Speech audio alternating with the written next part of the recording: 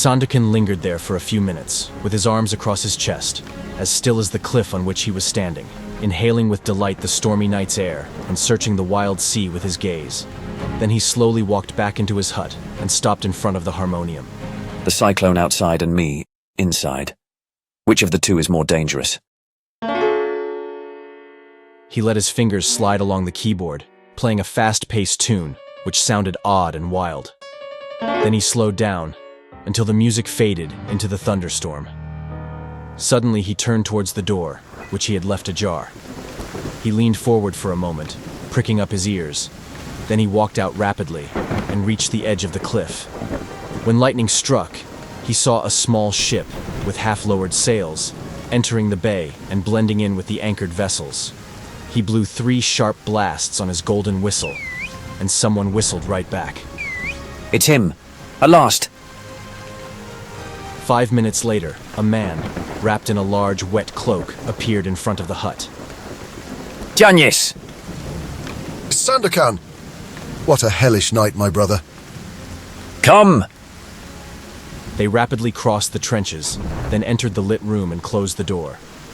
The foreigner got rid of his cloak and carbine, while Sandokan filled 2 glasses and, handing one to him, said in a friendly tone, Drink, my good Giannis. To your health, Sandokan. And to yours. They drained their glasses and sat at the table. The new arrival was a Southern European-looking man in his early 30s, a little older than his companion. He was of medium height, very robust, very pale-skinned, with classic features, gray cunning eyes, and thin, sneering lips. Well, Giannis? Have you seen the girl with the golden hair? No, but I have found out what you wanted to know. Didn't you go to Labuan? Yes, but you can imagine how difficult it is for us to dock on those coasts, heavily guarded by English cruisers. Tell me about the girl. Who is she? I will tell you that she is a magnificently beautiful creature. So beautiful that she can bewitch the most formidable pirate. I see. Tell me more. They say that her hair is as blonde as gold, her eyes as blue as the sea, and her skin as white as alabaster. I know that one of our men, Alamba, saw her one evening as she was strolling on the island and was so struck by her beauty that he stopped his ship to admire her, risking to be massacred by the English. But whom does she belong to? Some say she is the daughter of a colonist, others say she is the daughter of a lord, and others say that she is related to none other than the governor of Labuan. Mysterious creature. Well? The pirate didn't answer. He suddenly got up, overwhelmed by an emotional impulse, and went to the harmonium, letting his fingers run along the keys. Yanez smiled. Then he took an old mandala off the wall and started to pluck its chords, saying, Very well. Let's play some music. He just started to play a little Portuguese aria when Sandokan suddenly approached the table and banged on it so hard that he made it bow. He was no longer the man he had been before. A deep frown creased his forehead. His eyes darted anger. His tense lips showed his clenched teeth and his limbs were shaking. In that moment, he was the extraordinary leader of the ferocious pirates known as the Tigers of Montprachem. He was the man who had been flooding the coasts of Malaysia with blood.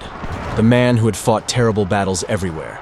The man whose extraordinary audacity and fearless courage had earned him the name of Tiger of Malaysia. Yanez, what are the English doing in Labuan? They are gathering strength. Perhaps they are plotting something against me? I believe so. You believe so? I dare them to lift a finger against the Tigers of Montprachem. Tell them to try and challenge us in our hideout. The tiger will destroy every last one of them and will drink all of their blood. Tell me, what do they say about me? That it's time to get rid of such a daring pirate. And do they hate me much? So much that they would gladly lose all their ships in battle to catch you and hang you. They wouldn't dare. Why? Do you doubt it? My brother, you've been stirring up trouble for many years now, leaving traces of your raids on every coast. Every Dutch, Spanish, and English fort has been hit by your cannonballs, and the bottom of the sea is covered with ships that you have sunk.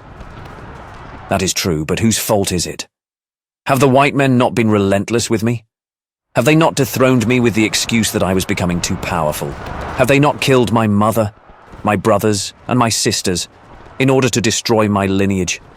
What had I done to them? The white men never had a reason to complain about me, yet they wanted to crush me. Now I hate them, be they Spanish or Dutch or English or your Portuguese countrymen. I loathe them, and I will have my revenge. I have sworn it on my family's dead bodies, and I will keep my promise.